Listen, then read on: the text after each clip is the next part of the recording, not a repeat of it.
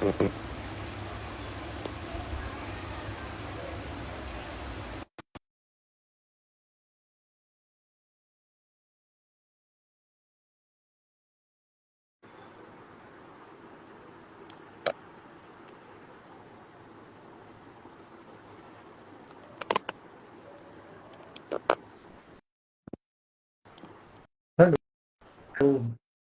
Hello, sir.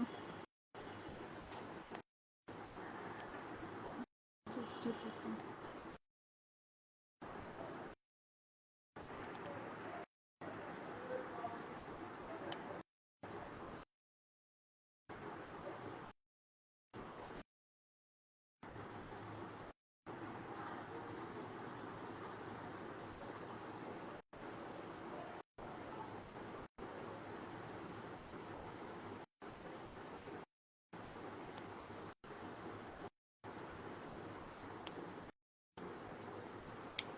Not able to add actually, Dr. Revati.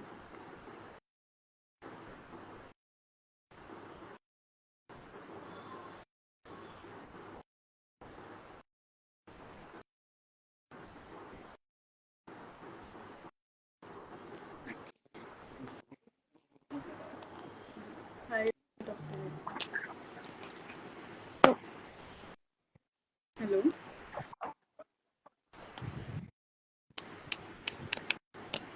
Am I audible, sir? Yes, yes, you are audible. Shall we start? Yes, why not? So, hello everyone. Today we are back with a live session on Healer's Corner with a very interesting topic, which is said to be one of the so-called incurable disorders, cervical dystonia. And to enlighten us on this topic, we have with us our guest speaker, Dr. Revati Sarad, who is one of the budding homeopaths, is one of the brightest students, and is currently pursuing her MD. And Dr. Kamlesh Kakde, who is one of the renowned homeopaths in Nagpur and is personally trained under Dr. Shankaran and is a teacher in World Institute of Sensation Homeopathy. So, welcome you both, and we shall start the session. Over to you, Dr. Revati. Good evening, everyone. Myself, Dr. Revati Sarad. I'm here to discuss about cervical dystonia with you. So, I think without further ado, we should start with the Insta Live.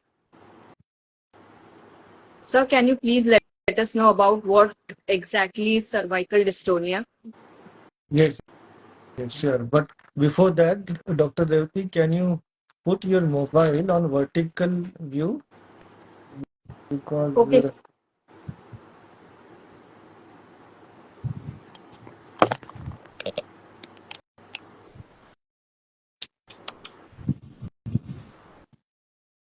is that okay, sir? yeah, great. Now we all are aligned. Yeah. Okay. So uh, basically, what is cervical dystonia? Probably you have seen lot of patients who has this involuntary movement of neck, either front or to one side, and these are very painful movements, and patient cannot control these movements, and these movements affect not only physically but emotionally and socially also. So these painful spasms are called as, this disease is called as cervical dystonia or torticollis. So this is brief introduction of cervical dystonia basically. What are precisely the signs and symptoms of cervical dystonia? Yes, sure. So as I said, that there is a forceful movement on one hand and then followed by release to the other side. So there is forceful movement on right side, for example, and then there will be release. And these movements are continuous. So there are two types of muscles: antagonist muscle, agonist muscle. So there is spasm, forceful spasm of one set of muscles, and then relaxation of another set of muscles. So this happens continuously. So yes, definitely there are these involuntary movements. This is first sign. Second sign is there is spasm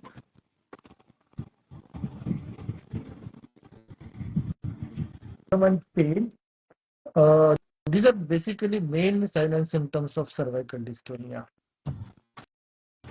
And this Uh, pain movement happen generally in neck. That's why it is called as cervical dystonia. But there are other type of dystonias also, like face dystonia, shoulder dystonia.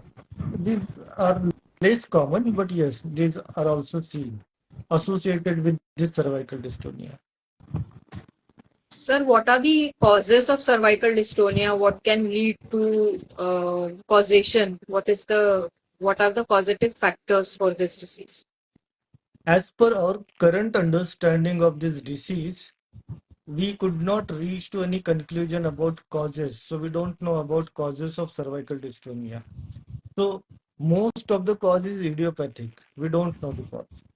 But sometimes if there is some brain pathology or dystonic diseases, then this cervical dystonia is associated with those diseases like schizophrenia or other brain pathologies.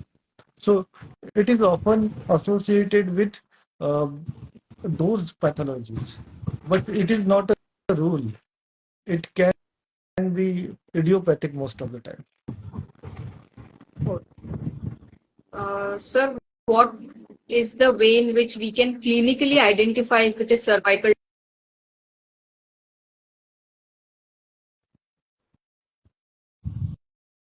Okay. So yes, this disease is most of the time clinically we can diagnose this disease. Means if there is this involuntary movement, spasms, dystonic spasms of neck to either side or frontwise, and also there is spasms, painful spasms of muscles of neck, then we can diagnose it as a cervical dystonia. Sometimes EEG, electromyogram can help us. Are there any tests, sir, which we can conduct to diagnose this? Only electromyogram is the test. This test can confirm if there is some electricity abnormality in that particular muscle or deep muscles. Actually, we don't need to do a lot of investigation. Only clinically we can diagnose this disease. This disease is so simple to diagnose. There, there is no other uh, disease diagnosis differentiation with which we will be confused. This disease is very simple to diagnose actually. But most of the times I have seen that many people miss the diagnosis.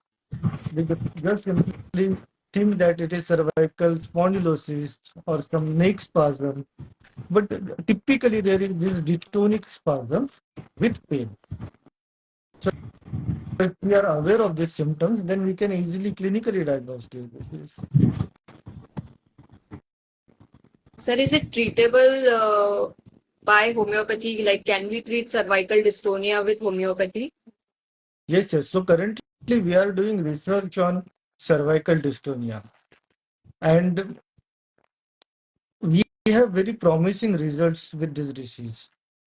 When I treat my first patient of cervical dystonia before 14 years, so I was not aware that how much I can help that patient. He himself was a homeopathic doctor, and he tried all the allopathy and homeopathy, all the type of medicines, and without relief. And symptoms were progressing day by day, and he was frustrated, and he was ready to leave his practice because he could not check patient. Whenever he started to examine patient, his neck moved to one side, and it is so embarrassing in front of patient also. So he was ready to leave his clinical practice, and he was so frustrated, so depressed. And at that time, he came to me, and we um, prescribed him medicine. And within 2 3 months, he started improving. And after 1.5 years, he was completely free of this disease. And now also after 14 15 years, I am tracking that patient, and he is completely okay without any medicine. So there is no recurrence. So when we find that people are so frustrated with this disease, and this is incurable disease, there is no uh, scope in other therapies, even in modern therapies. So there is no cure, no relief to patient, even no relief, even after prescribing Botox injection or other uh, drugs, there is no relief to the patient, and symptoms go on progressing. Then we thought, why not we should take it as a mission to cure such type of cases where patients are really frustrated. So we take it as a challenge, and we are doing now research on cervical dystonia. And as a part of this research, now we have cervical dystonia patient from all over the India.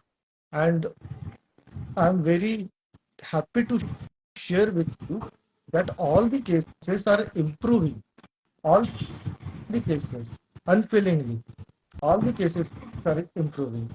So this is very good achievement with homeopathy. And now we can say that we can treat even incurable diseases, and we are on the way to cure this disease, even incurable diseases.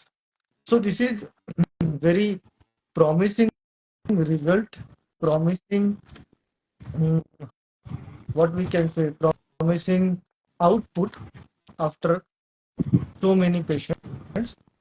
So yeah, definitely we can treat, we can cure such type of cases, and we just need to find a good similibum, and yes, that will work. Sir, how do we treat cervical dystonia with homeopathy? Like, what is the modus operandi? Like, how do you approach it? Because since you said that it's a neurological disorder, so it's tricky. So, how do you deal with it? What are the remedies you have prescribed till date, and what were the things that you took into consideration while taking the cases of cervical dystonia?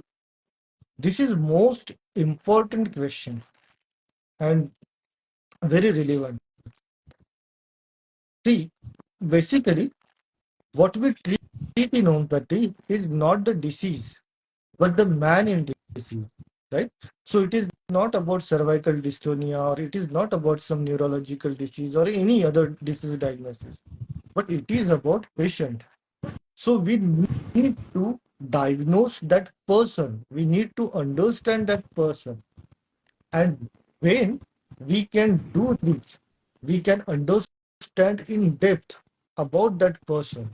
And then we can find the very similar medicine for that person, not for that disease.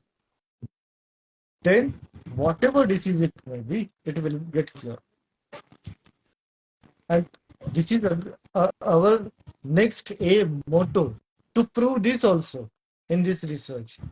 Because interestingly, in each and every case, we are prescribing different medicine.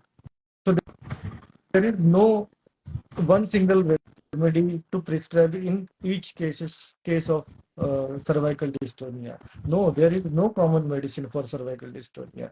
There cannot be, because homeopathy doesn't allow this. Homeopathy is science of individualization. So strictly, we need to individualize the patient. This is very important. And when we understand this main basic principle of homeopathy, and then we look at our patient, then it doesn't matter that it is schizophrenia, cancer, or any other case, or even simple allergic rhinitis or fever. But we need to understand each patient holistically and individually, and then we need to prescribe. So my answer to this question is no, there is no any specific remedy for cervical dystonia. But there can be specific remedy for that individual person, and we need to find that remedy. Sir, if this cervical dystonia doesn't get treated in time, what are the further complications which can arise because of it? Severity of symptoms, it will go on increasing, and patient, see, this is not just a physical symptoms, because I am treating so many patients of cervical dystonia now. So I'm understanding this, that this is not just a physical disease, but patient is disturbed emotionally. He gets detached socially also. He cannot do his regular routine work. He's so fed up, so frustrated, so irritated. He cannot do his jobs. His earning is stopped. So it is debilitating disease. This is very frustrating situation for patient. So this severity of symptoms go on increasing. This will not lead to any other disease, any other pathology, but this disease itself is very frustrating, very difficult to live with, and the intensity of this all these symptoms will go on increasing if not treated properly. I have seen few cases, they also have committed or tried to commit suicide also, because they are so frustrated. That's why we want to help such people where they have no hope anywhere. So we want to prove that yes, homeopathy can help you even such difficult pathology, even such difficult condition rather. Sir, do you suggest any kind of exercises that we should do in order to prevent or minimize the effect of cervical dystonia? Are there any exercises or auxiliary treatment as such? So in our research, we have found out that if a person with cervical dystonia do neck exercises, then sometimes the severity of this disease increases. So we advise patient not to do any exercise if you have this cervical dystonia. We ask them to stop any type of exercise, especially cervical exercise if they are doing. It is strictly contraindicated.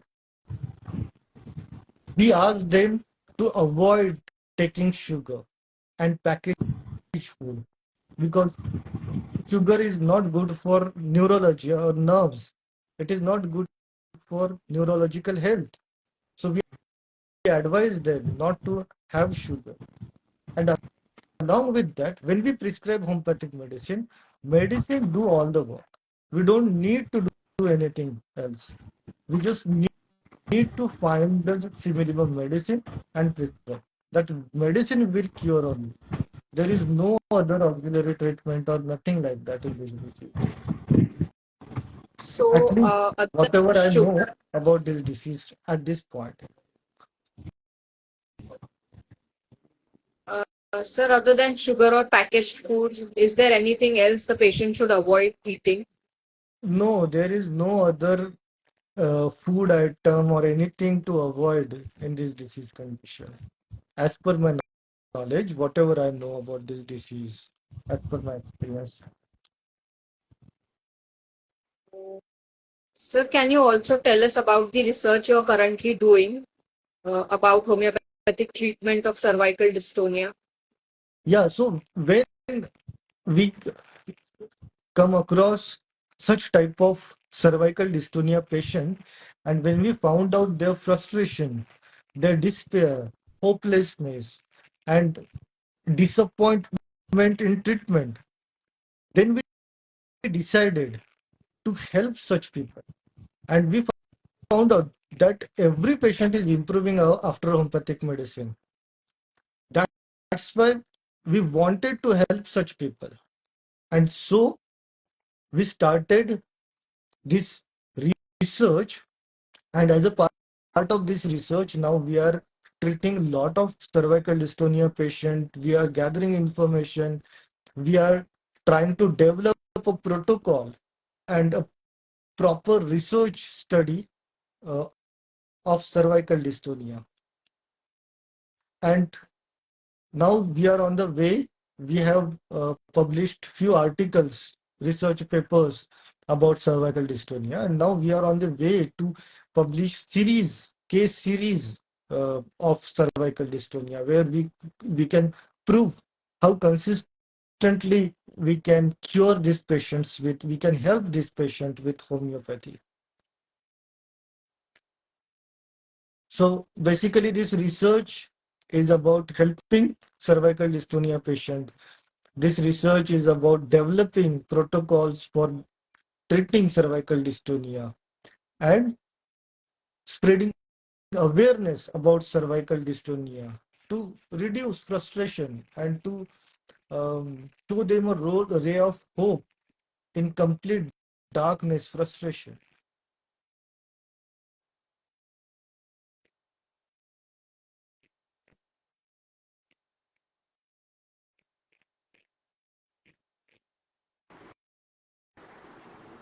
Sir, I would like to ask you lastly that do you have any message for our patients who are suffering from dystonia? As you said, na, they are very, they have lost all the hope of getting cured. So, would you like to give any message to them? Yes, sir. So I have a couple of things to tell to such people. If you have cervical dystonia, don't lose your hope. We with homeopathy can help you out completely from this disease condition. So you need to seek good homeopathic treatment first, based on individualization and holism. This concept, we need to take detailed case study of each patient, and you must be patient, because sometimes 3 4 months there is no sign of any relief, but after 3 4 months patient started to improve, and then with the time patient completely relieved of all these suffering signs and symptoms. So you must be patient. You cannot try medicine like you are taking medicine for 1 month to 15 days, and then you can conclude that there is no effect of this medicine, so I will change the treatment. You cannot do this with cervical dystonia case, at least, because this is incurable disease in all other practices. So homeopathy can help you, but you need to be patient. You need to follow instructions properly. And I'm very confident that homeopathy can cure your disease, not only relieve your symptoms, but cure your disease. So have faith, have hope, and homeopathy will transform your life, change your life completely. Thank you, sir. I think Thank Dr. you so Revati much. is. Sir, is there anything else you would like to tell us about how to approach cases with cervical dystonia? Because since it's a neurological issue, so how much time does it take for a person with cervical dystonia to completely heal with homeopathy? Yeah. So lot of time cervical dystonia is associated with other conditions. Lot of time severity of the case that matters. But in my observation, within 3 4 months, patients started improving, and with year or year and a half, patient get good results. I mean, he can live normal life, even if it is very severe case of cervical dystonia. And he will gradually he will be free of this disease. And if any incurable disease is cured within 1.5 year or two, then I don't think it is a much more time to we should give for the cure. We should easily afford this much time. Approach wise, as I have said, that we need to see individualization, we need to see holism, and we need to take a detailed case. That is very, very important to um, treat such cases, because these are not simple cases. So we must be very confident in, careful in assessing the patient's symptoms. We must be unprejudiced.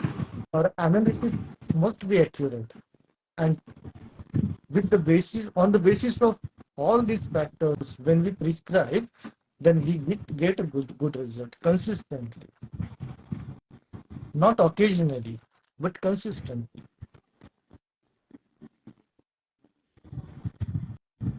Okay, sir. Thank you so much. Thank you so much for your guidance on this topic of cervical dystonia. It has surely given us a new perspective about neurological disorders and how we should treat them with homeopathy, and how individualization is the sole approach towards chronic diseases like cervical dystonia. It also, I like your talk also shed light on the signs and symptoms and what we should do and should not do if we have patients of cervical dystonia. Thank you so much. Thank you so much for being here, Dr. Revati, and I will uh, give you best of luck for your future journey and your studies. Thank you. Bye bye, everyone. Thank you, sir. Thank you, sir. Thank you, Dr. Revati.